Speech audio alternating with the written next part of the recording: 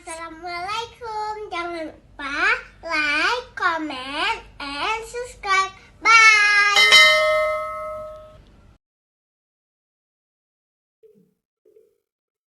Bismillahirrahmanirrahim. Assalamualaikum warahmatullahi wabarakatuh. Alhamdulillahi rabbil alamin. Wassalatu wassalamu ala ashrafil anbiya'i wal mursalin wa ala alihi wa ashabihi ajma'in. Raditu billahi rabba wa bil islami dina wa bi Muhammadin nabiyya wa rasulah. Bishrah li sadri wa yassir li amri wahlul 'uqdatam min lisani yafqahu qawli. Allahumma ja'al jam'ana hadha jam'an marhuma wa tafarruqana min ba'dihi tafarruqan ma'suma. Kaum muslimin dan muslimat sidang jamaah subuh yang dirahmati Allah. Kita lanjutkan kajian tafsir surah Al-Ma'arij. Kita sudah masuki ayat berapa ini? 19. Jadi ayat 19 ini menceritakan bagaimana hakikat manusia itu sendiri. Bagaimana hakikat penciptaan manusia itu sendiri. Manusia ketika diciptakan oleh Allah, digambarkan oleh Allah, ini tabiat dia seperti ini. Ini manusia seperti ini. A'udzu billahi minasy syaithanir rajim. Bismillahirrahmanirrahim. Innal insana khuliqa halu'a. Ya, jadi segitu saja dulu. Coba diterjemahkan, Pak. Sesungguhnya manusia diciptakan bersifat keluh kesah, lagi kikir. Manusia diciptakan keluh kesah. Halu'a itu dalam terjemahan keluh kesah. Halu'a itu kalau kita lihat di dalam kamus, makna halu'a itu paniknya. Dia selalu panik. Kalau kita melihat di dalam kitab Fathul Qadir yang dikarang oleh Imam Syaukani, apa maksud halu'a? Halu'a ini lam yashkur. Dia tidak bersyukur kepada Allah Subhanahu wa taala. Apa makna syukur? Pada suatu hari Nabi Musa alaihissalam, kan yang nabi yang paling banyak wa kallamallahu Musa taklima. Yang paling banyak berdialog dengan Allah itu adalah Nabi Musa. Nabi Musa bertanya kepada Allah, "A'taitana kulla syai'in." Engkau memberikan kami segalanya ya Allah. Fa kaifa nashkuru bika? Bagaimana cara kami bersyukur?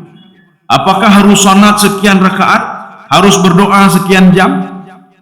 Ketika itu Allah mengatakan, "Ya Musa, innal 'abda ya'rifu anna ni'mata minni faqad syakara." Wahai Musa, seorang hambaku, dia tahu nikmat itu berasal dariku, dia sudah bersyukur. Pengakuan hati dia saja. Ya, nampak. Ini seperti kata Imam As-Sa'di. Apa kata Imam As-Sa'di? Pengakuan hati, i'tiraful qalbi ala ni'amillah fahuwa syukrun. Hati ini mengakui, kalau yang diberikan oleh Allah, yang diberikan selama ini, itu berasal dari Allah. Kita bisa tenang hidup, itu dari Allah. Kita bisa bernapas, enak bernapas, itu dari Allah. Kita bisa diberikan anak yang saleh, itu dari Allah. Kita bisa hidup seperti ini, itu dari Allah. Kita dapat rezeki, itu dari Allah. Kita sakit, itu dari Allah. Kalau dia sudah tahu diri, itu dari Allah, dia sudah bersyukur. Ini namanya halu'a. Jadi pertanyaannya, apakah manusia ketika diciptakan pertama sekali sudah halu'a? Dijawab oleh Syekh Imam Sawi, dan dalam tafsir Jalalain, tidak. Ini namanya halun muqaddaratun. Sebuah hal, kejadian yang terjadi setelah roh itu bercampur dengan tubuh. Sebelumnya tidak. Bahkan kata Imam Sawi, wala hina wiladatihi. Dan ketika manusia baru dilahirkan, tidak ada keluh kesah dia. Tidak ada dia halu'a. Tidak ada dia panik. Ya, kapan dia panik? Ketika dia sudah menyatu dengan tubuh, sudah terus waktu lahir pun tidak panik. Iban panik bayi, hana panik tepu bayi. Kemudian dia terus beranjak, dia tidak panik dia. Dia panik karena dia itu Pun nanti apa tepat hawa nafsu. Ya. Pun nanti tepat hawa nafsu. Iya, Pak. Dia ingin mengurus hawa nafsunya. Makanya hawa nafsu itu kalau seandainya fi halati syahwah kita bisa memenuhi hawa nafsunya, hawa nafsu kita itu bahimatun, seorang seperti binatang. Kalau kita menuruti hawa nafsu kita, maka seorang itu pada kesempatan itu dia seperti binatang. Bahkan kata Imam As-Sa'di, adallu, dia lebih sesat dari binatang. Kalau binatang dia kalau ketika kita halau dia tidak akan berbuat lagi. Manusia tidak, haram sama mendung. Bahkan yang halal saja itu orang beda ni, yang haram saja, yang haram kayak itu pun yang haram tapi dilakukan juga. Ya. Ini makanya bahimah seperti binatang. Satu. Yang kedua fi halatil ghadabi as-sab'u. Ketika seseorang itu dalam hal marah, ketika dia marah, maka dia seperti binatang buas. Nak mau tahu dia. Apakah itu anaknya nak mau tahu? Ngengeng kaya itu pot. Nak mau tahu dia. Maka Rasulullah menyuruh kita ambil wuduklah untuk menenangkan jiwamu. Ambil wuduklah, salatlah, ya, supaya jiwamu tenang kembali. Wa fi halatil musibati tiflun saghirun. Ketika ditimpa musibah dia seperti anak kecil nafsu itu. Dia sudah menangis ke sini, ya, tolong dia. Ini anak saya begini, tolong saya sebentar. Seperti anak kecil ya. Kaum muslimin sedang jemaah dirahmati Allah. Wa fi halatil ju'i kal majnun. Ketika nafsu ini lapar dia seperti orang gila. Makanya dia lari ke mana? Jak ke ikim ke stres. Kenapa? Karena nafsunya kosong. Tidak ada sesuatu yang bisa memenuhi nafsunya. Dia sudah lapar. Ya. Tetapi wa fi halatin ni'mah, ketika dia diberikan nikmat oleh Allah, dia itu seperti Fir'aun. Ya, maka nafsu ini kadang-kadang bisa berubah-ubah. Makanya jiwa kita kadang-kadang bisa berubah. Kadang-kadang baru bangun tidur senang. Dalam hitungan detik katutah nanti diberikan solusi oleh Allah. Allah tidak mengungkapkan kalau manusia itu keluh kesah, manusia panik, manusia tidak bersyukur, tapi ada solusi. Diberikan solusi oleh Allah Subhanahu wa taala. Jadi artinya hana perlu ajak bab psikiater, hana perlu ajak. Hana perlu ajak, tak perlu pergi ke psikiater ya.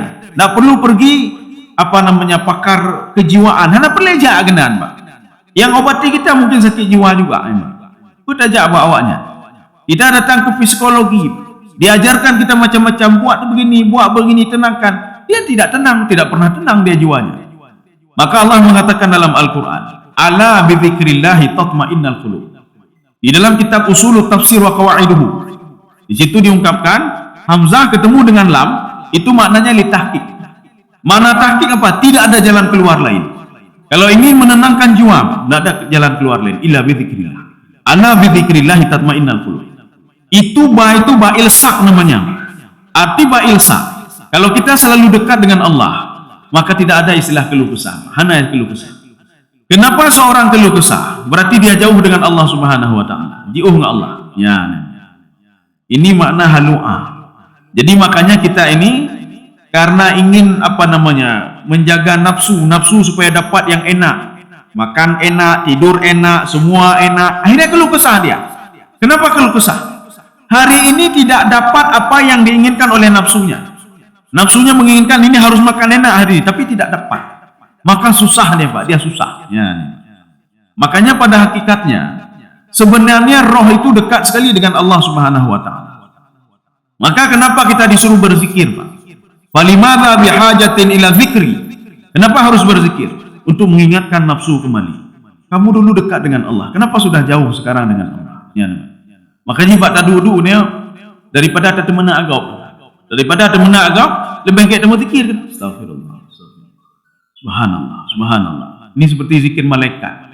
Zikir malaikat kan kata Rasulullah kata nafusi. Seperti seorang bernapas. La ilah. Jadi zikirnya malaikat tasbih malaikat subhanallah wa bihamdihi, subhanallah wa bihamdihi. Lagi urut tarik nafas. Begitu dia takut sekali kepada Allah. Begitu dia sangat memuji Allah Subhanahu wa taala. Sampai-sampai zikir itu tidak pernah putus. Seperti kata Rasulullah kata nafusi. Seperti seorang sedang bernafas. Ya. Kaum muslimin sedang jemaah dirahmati Allah. Ini yang pertama. Kita pernah berdialog dan pernah membahas di dalam kitab Abi Hilal Al-Askari, Daqaiqul Furuq fil Bayan Al-Qur'ani. Daqaiqul Furuq bukan punya beliau, Furuqul Lughawiyah, Abi Hilal Al-Askari. Satu lagi Daqaiqul Furuq fil Bayan Al-Qur'ani yang dikarang oleh Syekh Yas Khadar. Apa kata beliau? Pengungkapan makna manusia dalam Al-Qur'an, kadang-kadang Allah mengungkapkan al-insan, khalaqal insan, innal insana, satu. Yang kedua an-nas, qul a'udzu birabbin nas. Kenapa tidak qul a'udzu birabbil insan? Kemudian yang ketiga, wa ma khalaqtul jinna wal ins. Kenapa al-ins? Kenapa tidak wa ma khalaqtul jinna wal insan, wa ma khalaqtul jinna wan nas? Kemudian yang keempat, Rasulullah mengatakan ana basyarum mithlukum. Kenapa tidak ana insan mislukum, ana annasu mislukum? Kita ambil dua saja. Ketika nanti diungkapkan al-insan itu makna negatif, annas itu makna positif. Apa makna al-insan? Khalaqal insan, itu manusia bejat itu kata Allah yang ciptakan dia saya, kata Allah. Itu manusia yang tidak bersyukur kepadaku, orang kafir itu, orang munafik itu, Yahudi Nasrani itu, yang ciptakan dia saya itu, kata Allah. Walaupun dia tidak beribadah, yang ciptakan dia saya, kata Allah. Ini ketika mengungkapkan dengan al-insan. Innal insana khuliqa aluha. Hanya orang-orang bejat saja, kata Allah. Hanya orang yang tidak tahu diri saja, kata Allah, jiwanya itu gundah. Yang tahu diri tidak pernah gundah. Yang tahu bersyukur kepada Allah tidak gundahnya, tidak gundah. Inilah yang kita minta, kesenangan dunia dan di akhirat. Artinya waktu di dunia kita senang, enak, beribadah enak, berinteraksi enak, semua enak, nikmat hidup itu, nikmat dalam tanda kutip. Ketika mati juga nikmat hidup itu. Ketika di alam barzah juga nikmat juga. Udipnya terus nikmat, terus nikmat. Jadi bukan nikmat bizamanin mahdudin, kata Imam Al-Qurtubi. Hanya nikmat pada waktu tertentu saja. Hanya nikmat pada waktu batasan umur saja. Setelah itu tidak nikmat lagi. Bukan itu yang kita kejar. Kita ingin nikmat selama-lamanya. Kaum muslimin sedang jemaah yang dirahmati Allah. Kita lanjut. Idza massahu syarru jazua. Nah, coba di ini. Ini watak orang yang negatif nih, watak yang negatif. Watak orang positif tidak seperti ini. Watak orang positif tidak seperti ini. Ya, coba diterjemahkan. Apabila ia ditimpa kesusahan, ia berkeluh kesah. Apabila ditimpa kesusahan, dia keluh kesah. Jazua. Jazua itu di dalam beberapa tafsir mengungkapkan jazua itu apa? Lam yasbir. Jadi terjemahannya tadi, apabila ditimpa sesuatu musibah dia keluh kesah. Sekarang kita ke tafsirannya. Jazua itu jaza. Jaza itu apa namanya? Seperti kata Ali bin Abi Thalib. Ali bin Abi Thalib, Abu Bakar As-Siddiq, bukan Ali. Abu Bakar As-Siddiq pernah ditanya oleh Abu Jahal. Pernah disapa oleh Abu Jahal. Apa kata Abu Jahal? Anut'imu man law yasha'ullahu at'amah in antum illa fi dhalalim mubin. Ada dalam surah Yasin. Itu Allah abadikan perkataan Abu Jahal dalam Al-Quran supaya jadi pelajaran bagi kita. Apa kata Abu Jahal?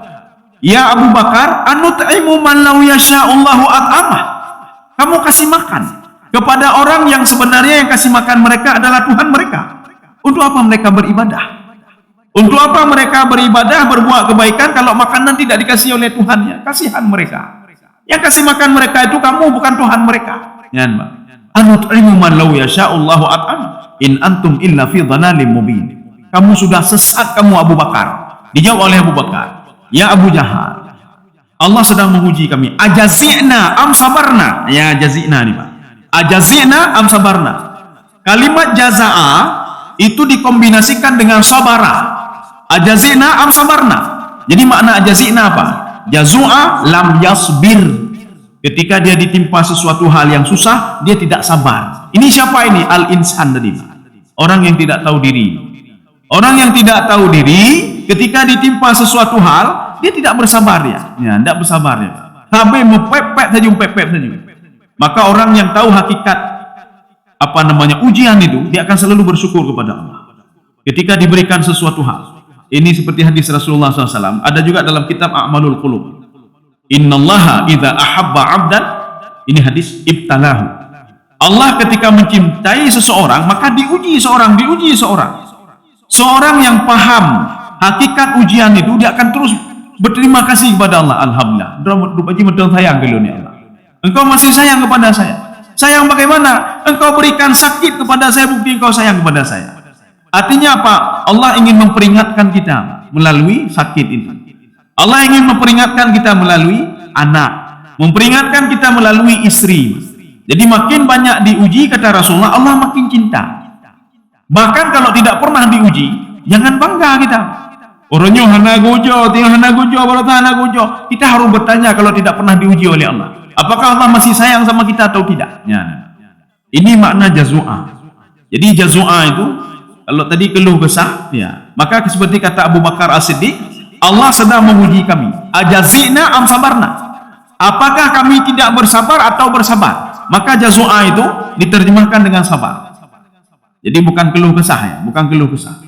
Walaupun nanti dalam tafsir jalan lain, hina masasyaru, khusus ketika ditimpa kesusahan saja. Waktu itu tak kan kagabuknya sudah gundah, tapi orang beriman tidak. Akan dikasih solusi oleh Allah. Siapa yang tidak pernah susah? Siapa yang tidak pernah tidak bersyukur? Dia selalu teringat kepada Allah. Bersyukur dalam makna teringat, Mbak. Syukur itu teringat.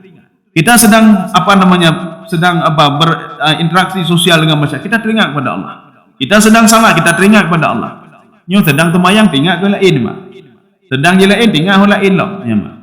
Jadi makanya ketika kita sedang salat saja tidak teringat kepada Allah, apalagi dalam hal yang lain. Sedang salat tidak teringat, Mbak. Allahu Akbar. Ya.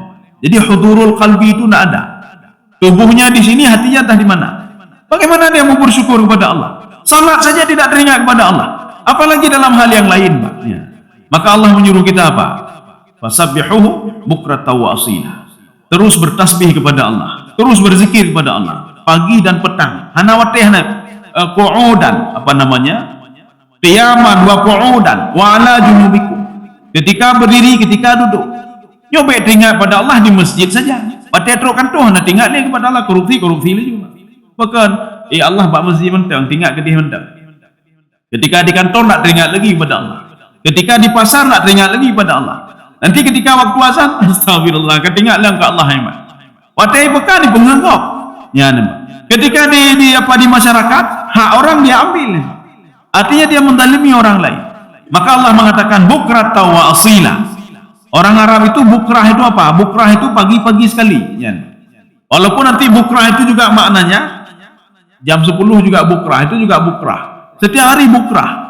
Wa asila itu dari apa? Ada yang mengatakan setelah zuhur, ada yang mengatakan setelah asar itu asila, ada yang mengatakan habis isya itu juga asila masih.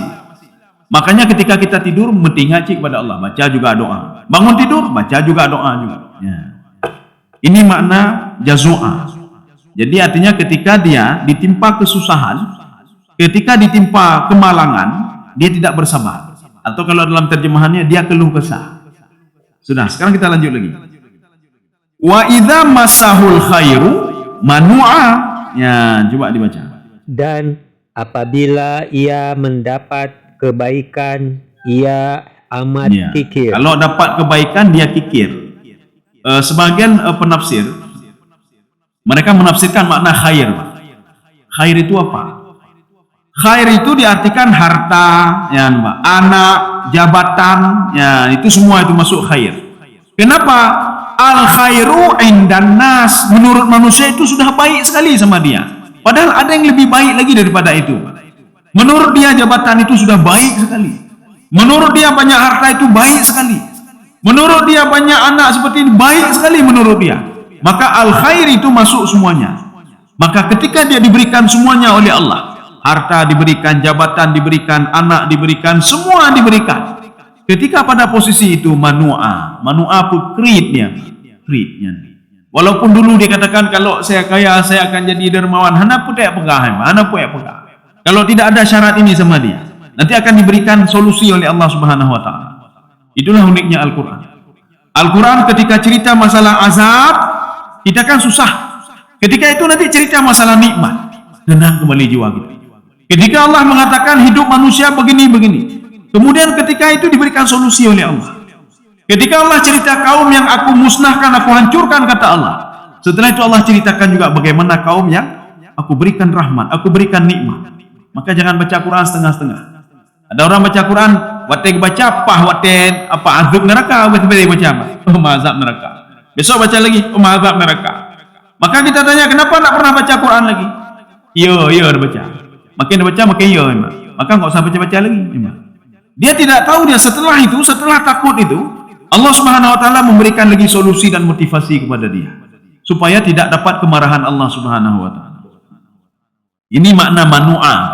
Manu'a itu apa? Kikir. Maka orang kikir itu jangan pernah harap masuk dalam surga. Makanya di dalam surah Al-Ma'un ketika Allah mengatakan wa yamna'unal ma'un, mereka kikir terhadap ma'un. Yang ma'un yang boleh. 90% penafsir mengatakan ma'un itu adalah asyai'ul basit mithlul ibrah wal mighrafah, ya nembak, wal khayt. Ini termasuk pendapat Ibnu Abbas, termasuk Imam Al-Qurtubi, termasuk dalam tafsir At-Tabari. Kalau kita lihat terjemahan, ma'un itu apa? Suatu hal yang berharga, kan? Itu ada mungkin 10% penafsir yang mengatakan begitu, 10 hal yang berharga. Tapi 90% mengatakan tidak berharga. Seperti apa? Jarum.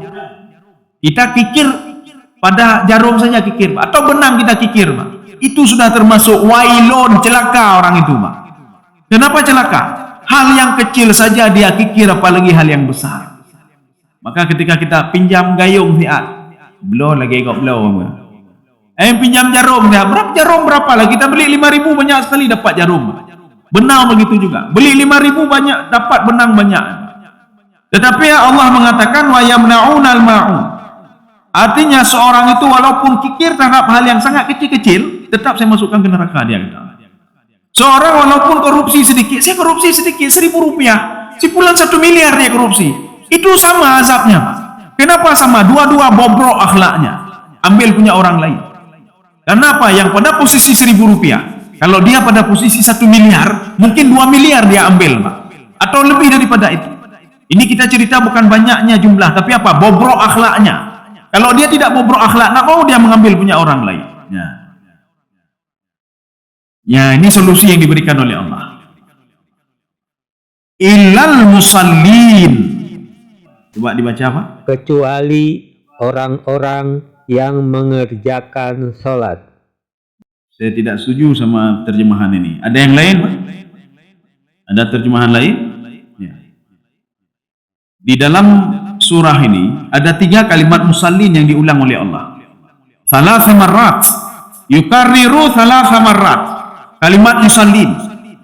Al-awwal bimakna al-iman. Al-thani bimakna al-mudawamah. Al-thalis bimakna al-muhafadhah. Dalam ayat surah ini, itu kalimat salat diulangi 3 kali oleh Allah. Pemula yang pertama, illal musallin, arti musallin kecuali orang yang beriman kepada Allah. Bukan salat ini, orang beriman. Makna salat di sini adalah beriman. Maka orang beriman tidak pernah kita ketemukan dia keluh kesah, tidak ada. Kalau dia keluh kesah, dia susah, berarti bermasalah dengan imannya. Ya, dia bermasalah. Orang yang apa? Dia tenang saja, Pak, tenang saja. Ya, jadi tidak ada masalah sama dia. Makanya nanti diberikan solusi oleh Allah satu-satu, Pak, diurut satu-satu. Ketika yang kedua, Allah Subhanahu wa taala mengatakan makna salah, itu maknanya apa? Salah yang dimaksud yang kedua mudawamah, continue dia beribadah. Terima kasih.